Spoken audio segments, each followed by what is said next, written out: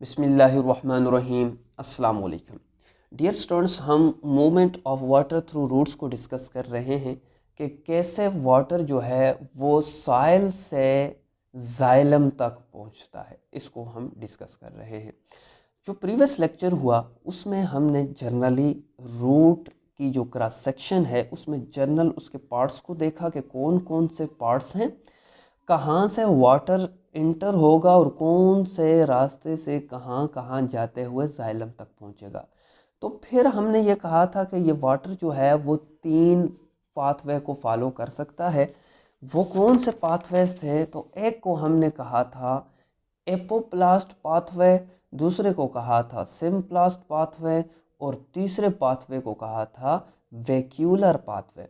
जो पहला पाथवे था जिसको हमने एपोप्लास्ट पाथवे कहा, उसको उसकी एटिमोलॉजी, उसकी डिफिनीशन और उसकी डायग्राम विद एक्सप्लेनेशन कंसेप्चुअल वे में हमने समझने की कोशिश की थी। आज हम जो नेक्स्ट पाथवे है जिसको सिम्प्लास्ट पाथवे कहते हैं उसको डिस्कस करने जा रहे हैं कि सिम्प्लास्ट पाथवे क्या है। डियर स्टूडेंट्स, अगर मैं अगेन जो प्रीवियस लेक्चर में हमने डायग्राम को डिस्कस किया था जस्ट 1 मिनट के लिए रिकैप कर दूं ताकि आपके माइंड में रहे कि फॉर एग्ज़ाम्पल ये हमारे पास कोई भी प्लांट बॉडी है। तो प्लांट बॉडी अगर मैं आपसे ये पूछूं कि वाटर कहाँ से लेती है तो आपका यही आंसर होगा कि सर जो प्लांट बॉडी है वो वाटर जो है वो सॉइल से, मिट्टी से लेती है। और कैसे लेती है? तो आपकी जो आंसर होगा वो ऐसे ही होगा कि सर जड़ों से लेती है, जो रूट्स हैं वहाँ से लेती है।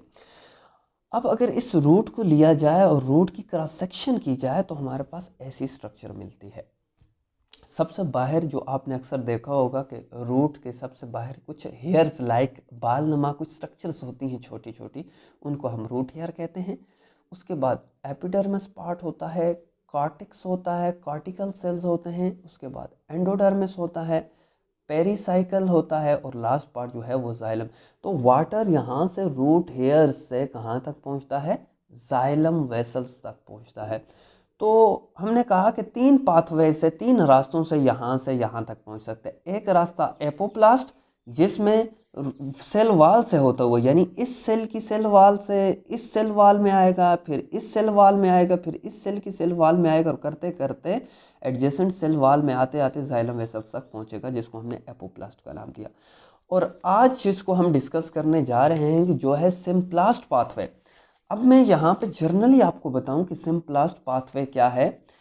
अगर वाटर इस सेल के साइटोप्लाज्म से इस सेल के साइटोप्लाज्म में डायरेक्टली आए, फिर इस सेल के साइटोप्लाज्म से कॉर्टेक्स के सेल के साइटोप्लाज्म में आए, फिर इसके साइटोप्लाज्म में आए, फिर इसके साइटोप्लाज्म में करते करते जाइलम वेसल्स तक पहुंच जाए, तो ऐसा पाथवे जिसमें साइटोप्लाज्म इन्वॉल्व हो, तो ऐसे पाथवे को हम सिम्प्लास्ट पाथवे कहते हैं। अब इन्हीं पॉइंट्स को मैंने यहाँ पर 2 सेल्स में क्लियर करने की कोशिश की है। फॉर एग्जांपल ये एक सेल है, ये दूसरा सेल है। तो सेल की सबसे बाहर वाली जो लेयर है वो सेल वॉल है। सेल वॉल के अंदर ये जो ब्लू कलर में आपको नज़र आ रही है इसको हमने सेल मेम्ब्रेन, और सेल मेम्ब्रेन के अंदर आपको ये जो न्यूक्लियस नज़र आ रहे हैं ये न्यूक्लियस हैं। इसके बाद ये जो अंदर वाला पार्ट है साइटोप्लाज्म। तो अगर वाटर जो है इसके साइटोप्लाज्म में मौजूद है और ये डायरेक्टली इसके साइटोप्लाज्म में मूव करे, प्रीवियस अगर आपको याद हो तो उसमें हमने ये कहा था कि सेल वॉल से होता हुआ दूसरे सेल में, लेकिन इसमें मैं ये कह रहा हूँ कि साइटोप्लाज्म से साइटोप्लाज्म की तरफ मूव करे, तो ऐसा पाथवे सिम्प्लास्ट पाथवे कहते हैं। तो मैंने यहाँ पे इसकी एटिमोलॉजी में लिख लिया है। एटिमोलॉजी कहते हैं मीनिंग को। Sym mean together, plast mean cytoplasm and pathway mean root. तो इसका यह मतलब है कि जिसमें साइटोप्लाज्म एक दूसरे के साथ रहकर वाटर का जो है वो रास्ता बनाए और वाटर जो है वो मूव करे। अब इसको प्रॉपर डिफाइन कर देते हैं कि सिम्प्लास्ट पाथवे क्या है। It is the pathway in which water move through cells cytoplasm of adjacent cells from the root hairs to the xylem by osmosis process। osmosis process क्या है अभी मैं आपको बताता हूँ, मैंने डायग्राम्स बनाई हुई है उससे एक्सप्लेन करता हूँ। तो यहाँ पे आप ये डेफिनेशन अपने पास नोट कर लें। Symplast cell have more than one nucleus, कि इन सेल्स में आप देखेंगे तो एक से ज़्यादा आपको न्यूक्लियस मिलेंगे। सिंपलेस्ट पाथवे की अगर एक्सप्लेनेशन देखें तो यहाँ पे मैंने लिख लिया है कि symplast pathway water moves inward from root hair through the cytoplasm of cortical cells and finally reach to the xylem cells cytoplasm with the help of osmosis process. अब बात बार बार आ रही है ऑस्मोसिस पे, तो ऑस्मोसिस क्या है इसका कॉन्सेप्ट समझने की कोशिश करते हैं कि ऑस्मोसिस क्या है। Movement of solvent such as water through semi permeable membrane. शर्त क्या है? सेमी परमिएबल मेम्ब्रेन हो और मूवमेंट हो into solution of higher solute concentration, कि जहाँ पे सोल्यूट की कंसंट्रेशन ज़्यादा हो तो उस जगह पर अगर वाटर की मूवमेंट हो लेकिन दरमियान में सेमी परमिएबल मेम्ब्रेन हो तो इस प्रोसेस को हम ऑस्मोसिस कहते हैं। फॉर एग्जांपल, ये एक बॉक्स है, ये दूसरा बॉक्स है, इसको हमने ए बॉक्स का नाम दिया, इस बॉक्स को हमने बी बॉक्स का नाम दिया। क्लियर है? अगर यहाँ पे वाटर की कंसंट्रेशन जो है, अगर आप यहाँ पे देखें तो मैंने यहाँ पे रिप्रेजेंट कर दिया है इस बॉक्स में, यानी बॉक्स बी में वाटर की कंसंट्रेशन ज़्यादा है और सॉल्यूट की कंसंट्रेशन कम है।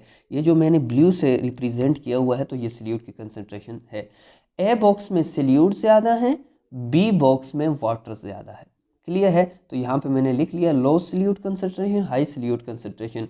अब अगर वाटर मूव करता है यहाँ से, यानी कि जहाँ पे सॉल्यूट की कंसंट्रेशन कम है वहाँ से मूव करता है जहाँ पे सॉल्यूट की कंसंट्रेशन, हाई सॉल्यूट कंसंट्रेशन, लेकिन शर्त क्या है? दरमियान में सेमी परमिएबल मेम्ब्रेन हो, तो इस प्रोसेस को हम क्या कहते हैं? ऑस्मोसिस कहते हैं। तो ये पेपर में लिखने की आपको ज़रूरत नहीं है, इसी वजह से मैंने बॉक्स में लिख लिया है ताकि आपका कंसेप्ट बन जाए कि ऑस्मोसिस क्या है, क्योंकि वर्ड बार बार ये ऑस्मोसिस का आया हुआ है। अब आपके माइंड में ये भी क्वेश्चन होगा कि सेमी परमिएबल मेम्ब्रेन क्या होती है? ऐसी मेम्ब्रेन जो सेमी मीन कुछ चीज़ों को परमिट करे, तो ऐसी मेम्ब्रेन जो ज़रूरत के मुताबिक कुछ चीज़ों को परमिट करे और कुछ चीज़ों को रोक कर रखे, तो ऐसी मेम्ब्रेन को सेमी परमिएबल मेम्ब्रेन कहते हैं।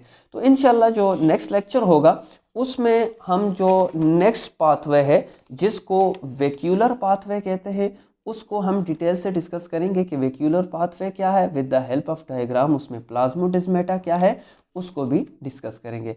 इंशाल्लाह नेक्स्ट लेक्चर में फिर मुलाकात होगी, तब तक के लिए मुझे इजाज़त दीजिए। अल्लाह हाफ़िज़।